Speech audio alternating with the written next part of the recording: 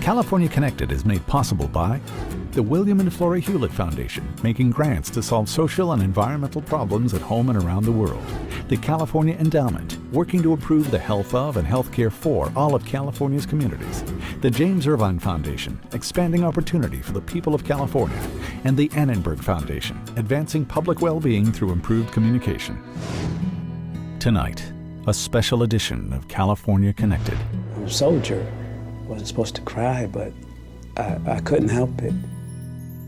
To save my life, they sacrificed permanent brain, which is okay. I'm glad to be alive. They suffer from the signature injury of the Iraq War, TBI, or traumatic brain injury. They're wounded in their dreams. They're wounded in their ambitions. They're not going to be able to achieve in life what they had originally wanted. And these are people in their 20s. We'll take you inside a place few have ever seen, the Palo Alto V.A. Polytrauma Unit. What you want to do is you want to turn a little bit. Where men and women who've served in Iraq try to reclaim their bodies and their minds. You guys are speaking too fast for me. The journey to the center of your heart. One at a time, please. One at a time. It's a problem that may be much greater than we thought. So we know we have hundreds, but we could have thousands. We have thousands. We have thousands of people who don't know that they are brain injured. California Connected. War stories from Ward 7D. Reporting from the Presidio in San Francisco, here's Lisa McRee. This story is not about politics, about how we got to Iraq or how we'll get out. It's about the men and women who went and their struggle to come home. I've heard so many great things about going to Iraq and helping the people in the government there. So I thought it was a great opportunity to do something great. His name is Staff Sergeant Jay Wilkerson, and today his greatest challenge is picking up a paperclip. The feeling slowly coming back. And there's two nerves that go through your thumb. The occupational therapist told me that need to attach. The same year she became an American citizen, Claudia Carrion joined the Army National Guard. I had the opportunity to come to this country, and I wanted to say thank you to this country for opening their doors to me and my family. 27. I don't remember how the accident happened, but somehow my knees got hurt. And while Claudia and Jay's injuries may look manageable, down the hall it's a different story. Haley. Hi. It's been 6 months since Frank Sandoval's brain was damaged by an explosion in Iraq.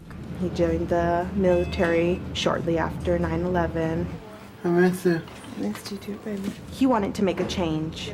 He wanted to be something important. Michelle is Frank's wife. We've been married going on 4 years. Of course, we have our beautiful daughter.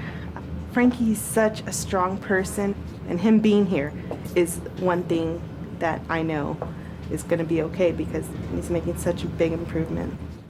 Here is Ward 7D of the Palo Alto V.A. Hospital, one of 4 VA polytrauma units in the United States. It's set up to receive individuals who've received multiple wounds, multiple system damage. Dr. Harriet Ziner is a clinical neuropsychologist. You may notice some of the patients here are wearing helmets, and that's because part of their injuries have actually destroyed some of the bone, and all that's there is some skin. So they wear the helmet until such time as surgeons can make a prosthetic skull and replace it. In a matter of weeks, that will happen for Frank, and his head will again have a normal shape. But elsewhere on the ward, there are injuries less visible that are nonetheless devastating. It's not an obvious injury. No, they look like everyone else. They look like themselves. It is the signature injury of this war, TBI, traumatic brain injury. A traumatic brain injury is an injury to brain tissue, which is extremely soft stuff, has the consistency of like Jell-O left at room temperature. It's so soft that when they do surgery on the brain, they don't use knives, they use little suction pipettes. And the reason brain injury has become the signature injury has a lot to do with the signature weapon of this war, the improvised explosive device. There's a concussive force that moves through them. When this moves back and forth, it hits the bony part inside your skull. That's where a lot of damage occurs from these improvised explosive devices. I've suffered a traumatic brain injury in Baghdad, Iraq. It's something that most people, if they're not in the medical field, they're not aware of the phases of it. But if I didn't have on this neck brace and I was walking around normally, you wouldn't know anything's wrong. We'll make a copy of it and then we'll give it back to you. But even if you can't see the damage, you can see the symptoms. They're slowed in their information processing. So they're focusing very hard to listen to you one-on-one. They're sort of 45 RPMs in a 78 RPM world. Meaning it's a long journey. No, say that. Okay, you're the journey to the too center fast. of your heart. The journey to the center of your heart is like the journey to the center of the earth. You guys are speaking too fast for The me. journey to the center of your heart. One at a time, please. One at a time. One. You see a lot of irritability. And it's not because there's an irritability center in the brain that gets released. It's because life gets so hard that you're frustrated and you're using up all your energy and you're overwhelmed, you're overstimulated. Even alone in her room, Claudia's frustration remains because in her case, the greatest injury she sustained was to the part of the brain that allows her to remember. It's a daily struggle. I have to write everything down every day, everything that I do, everything that happens. And if I don't do it at the end of the day or during the day, the next day I might not remember. And it's not just the everyday events of her life she loses, it's the people in it as well. People that are close to me, I have to have pictures of them. Otherwise, if I stop seeing them for about a week or two, their image will be gone. Even the image of her own child. To the best of my recollection, I have never been pregnant. I don't know what it is to be pregnant. I don't know what it is to give birth. And basically, I don't know what it is to have a child. All that I know is that I have a baby. She is my daughter. She is 2 years old. I talk to her every day.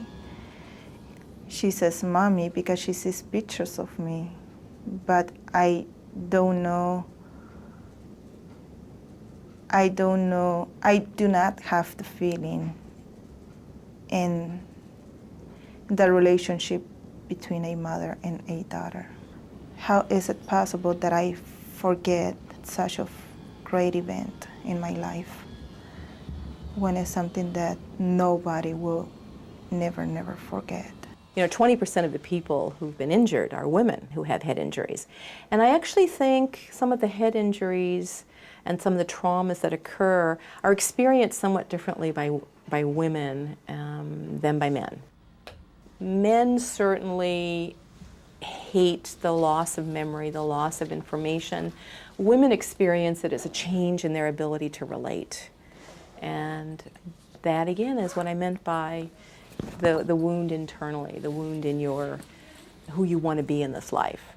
But that's not to say the ability to relate doesn't matter to men, too. Just ask Jay. How did it feel when you realized that the person you didn't recognize was actually your own brother? It felt weird. I cried, and he told me, if you feel like crying, you go ahead and cry, because you're still a man if you cry. Because I always thought crying was, I'm a soldier. I wasn't supposed to cry, but I couldn't help it. I cried because I felt like I've lost too much memory. If we saw each other tomorrow, you may or may not remember our conversation. I'm hoping that I will remember, but to be very truthful and honest, I don't really know if I will remember even having this conversation tomorrow. So how do you begin to rebuild a life when everything you relearn can be so quickly forgotten? But first, now that you've met some of the patients of Ward 7D, how do they get there? Though every soldier has his or her own reason for going to war, what they all share in common is that moment that changed their lives forever. As a squad leader, I was responsible for conducting patrols, raids, operations. Army Staff Sergeant Eric Cagle was the leader of an 11-man rifle squad in Hawaja. Kicking down doors, taking down the enemy, searching fields for mortars and explosives. I was in Iraq 10 months without an incident at all because we were always aware of our surroundings. Last March, Army Staff Sergeant Jay Wilkerson was part of a convoy heading out of Fallujah. And it just happened so quickly. Our Humvee was coming around the corner. The insurgents shot off the first RPG missile, and it was a direct hit. On a morning in October of 2004, Eric's luck changed too. On a routine patrol, we rounded a corner, a bomb went off and took me out. Improvised explosive device, a hole with a bunch of explosives packed into it, and a wire coming out of it to blow it. It went off, took out most of the front of the vehicle, took out the area where my feet were at. The second one hit us, and it hit us inside the Humvee, and it exploded. It exploded, and shrapnel went everywhere. And I had a big hole on the left side of my cheek, and it was so huge to where I was out, and the Kevlar that I had on my head was cracked down the middle, and the goggles were just melted away. When Jay woke up, he was at the Walter Reed Army Hospital in Washington, D.C. I panicked a lot of times because I would feel like I didn't know if I was in an American hospital or if I was somewhere else. I didn't know. So I asked the nurse to put up a American flag. So when I woke up, I would always know I'm in an American hospital. His brother Tommy flew from California to be at his side. My brother actually would stay with me at night and rub my back. And he never rubbed my back when we were younger, but he did this time. Nearly 11% of those killed and injured in Iraq come from California, more than any other state. And because Jay's family lives here in the Bay Area, he was transferred to the Palo Alto V.A. hospital, the VA's only polytrauma unit on the West Coast. Hey, you're cheating there. Yes, I am. Almost 2 years after the explosion that nearly killed Eric, he's here too. When I first got up, I was a consistency of a ragdoll. In fact, my nickname was Eeyore, because I was like this all the time. Couldn't hold my neck up. I was in extreme pain.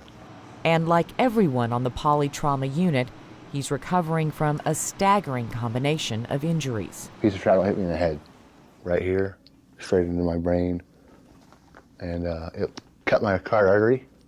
I lost my entire blood volume. They had to pinch it off so I would quit bleeding, which is actually what caused the brain damage. To save my life, they sacrificed permanent brain, which is okay. I'm glad to be alive.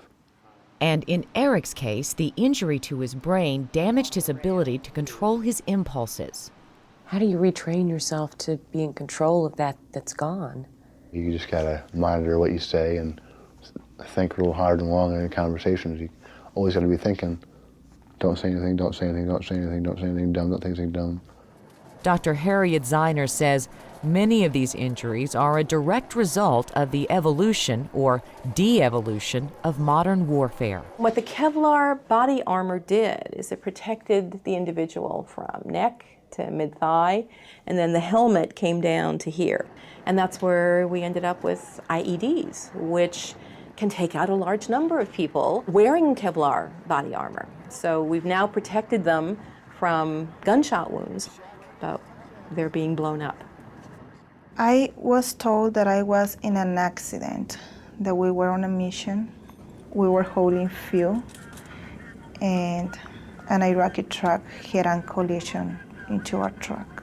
And there's another cause of brain injury that's also unique to this war. About half of the injuries are motor vehicle accidents, and I was very surprised by that When you're driving in Baghdad, from the minute you leave the compound, you're told to floor it because that basically makes you a quicker target for snipers, for IEDs that are remotely detonated. And even though Claudia can be taught how to drive again, her devastating brain injury makes that harder than it sounds. Please turn on the radio. Please slide the climate control to the right. And the driving simulator isn't Claudia's only high-tech helper. Because her injury destroyed her ability to remember, she's being trained on a personal data assistant, a PDA, to help her remember everything from when to take her medications to the names and faces of her family members. Let's look at today's appointments, okay? You got yours? It's a memory prosthesis. A prosthesis is something like a brace, like she's wearing on her knee right now, to help support the knee. Well, this is a support for her memory. For example, if you're going to do something on Saturday. Basically, this is my memory. It's just that my memory is not in my head anymore. It's on my hands. And traumatic brain injury is not just a problem for soldiers like Claudia who've come home. We're getting calls from the military on these military conference calls that there are people who are being exposed to 5 and 6 blasts now. Dr. Zeiner says the military is now realizing it's got a big problem on the battlefield. The military's concern is, are they still battle ready? Can they follow orders? Can they protect their buddies? We tell sergeants, if you had someone who was operating pretty well and suddenly they're starting to look like a screw up, they're starting to look changed and different in some way, suspect that something has happened and it's time to get that person screened. In fact, that is exactly what happened with Claudia. She was significantly injured, but they thought it was her knees and her back. No one recognized that she had a head injury. And so she's one of those people who had a stellar record before and now suddenly was seen as you're not following orders, you're lazy, you're screwing up, and she was actually demoted. And the number of brain-injured victims like Claudia may be grossly underestimated. So we know we have hundreds, but we could have thousands? We have thousands. We have thousands of people who don't know that they are brain injured. And we think what's happening is that a truck goes over, an IED goes off, and one guy or two guys are really seriously injured. And so the system goes right into play for them. They're medevac, they're taken care of. But the other 5 guys in the truck were thrown against the walls, and they had a blast effect. They just pick up and they go. While the VA estimates it's treated some 800 soldiers for TBI, Zeiner says the real number of victims could be 10 times that. If this war stops right now, we estimate that there are about 8,200 people right now who've been sent home who do not know they have a head injury. And they and their families are suffering the consequences of that. Though there are different degrees of recovery, the patients of Ward 7D will have to deal with the consequences of their brain injuries for the rest of their lives, and so will their families. And if the doctors at Palo Alto are right, and the numbers are as great as they believe, so will we all. So how will these patients and their families manage? And what can we do as a society to help them? Well, you start at the beginning, by getting them out the door. He's going to the movies for the first time. His first real outing where he's going to go out and, do a little something fun for him. And he loves going to the movies. You heard right. Frank Sandoval is going to the movies. So whenever you're ready, we'll go out through the patio. It may not be a big deal to you or me, but to him, it's everything. Doing pretty well by himself. What movie are you going to see? Over the hedge. That's right. Say again? Over the hedge. Over the hedge.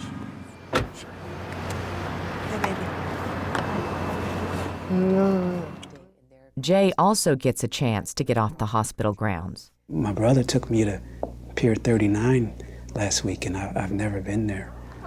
And it was really a good experience to see people happy for a change and not always see people that are carrying weapons and upset and angry all the time. And we ate some, I think it was seafood. It was very good.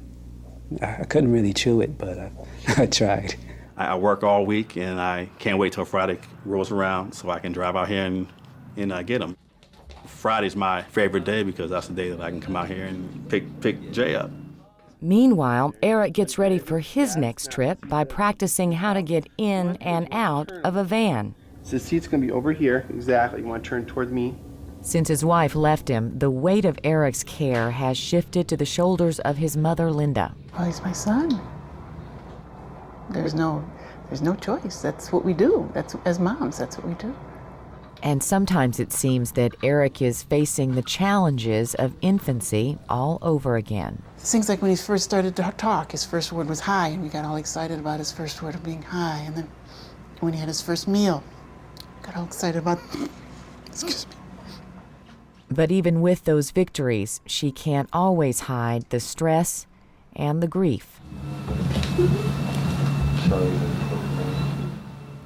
Claudia's biggest challenge isn't physical, it's neurological.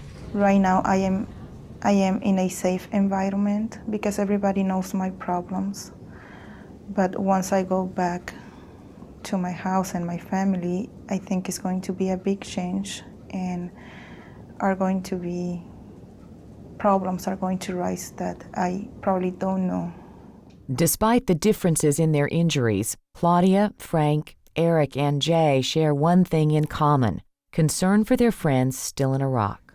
I wanted to stay as a family and come home with everyone, but I got injured.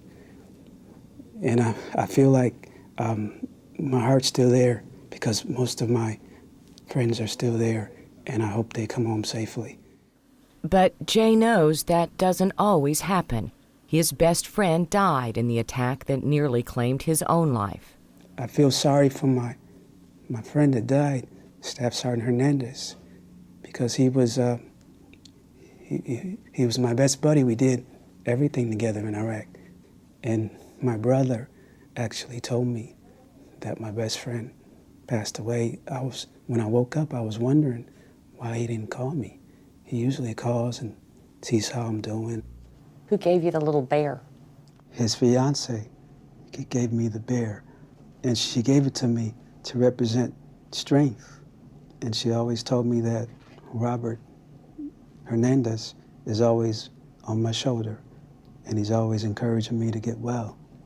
So I could keep him on top of me like he's on my shoulder all the time.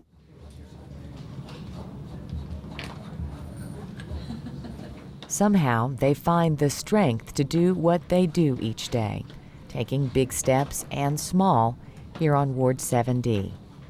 And they said he would never walk. They said he would never walk. They said I would never walk again in my life. Yeah, right. What'd I just do now? I think I walked. Take that. Frank, yesterday when we were planning this out, you dictated the directions to me looking at the map. So what I want you to do when we get to the front of the hospital is I want you to read me the directions and tell me which way to go, okay? Okay? All right. It's improvements.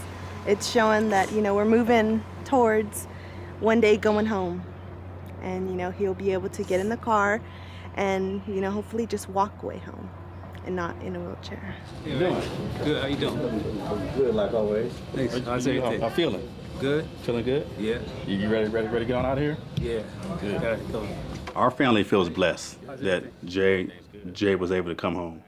But, we understand that there's a lot of families that lost a lot of loved ones, fathers, sons. We don't take this for granted, not one bit. We feel blessed that Jay's home, and a lot of other families haven't been so lucky. Hey, buddy, slow down a little bit. We leave you tonight with something that's helping Jay, writing his story in poems for himself, for his friends who've died, for all of those who are still there, and for us. To be the way I used to be is an honor, for truly I am an American soldier and a man, truly blessed. And I put my life on the line for this country, and in return, I'm still alive, and day by day, I feel peace. We'd like to thank Staff Sergeant Jay Wilkerson, Staff Sergeant Eric Cagle, Sergeant Frank Sandoval, Specialist Claudia Carrion and their families, and the staff at the Palo Alto V.A. Hospital's Polytrauma Unit. And we'd like to thank you for watching. For all of us at California Connected, I'm Lisa McRee in San Francisco. War Stories from Ward 7D has been a special presentation of California Connected. If you'd like to know more about the Palo Alto V.A. Hospital, traumatic brain injury, support services for veterans and their families, and more, visit our website at californiaconnected.org.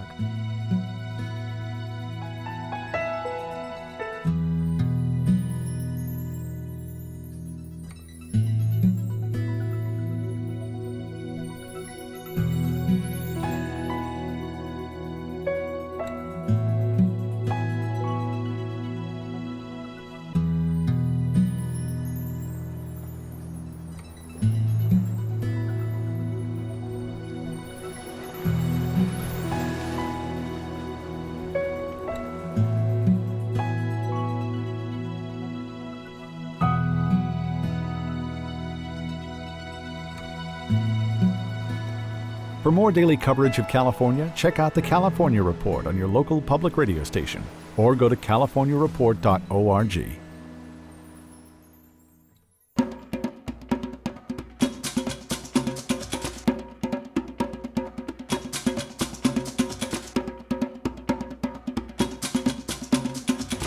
California Connected is made possible by the William and Flora Hewlett Foundation, making grants to solve social and environmental problems at home and around the world. The California Endowment, working to improve the health of and healthcare for all of California's communities. The James Irvine Foundation, expanding opportunity for the people of California. And the Annenberg Foundation, advancing public well-being through improved communication.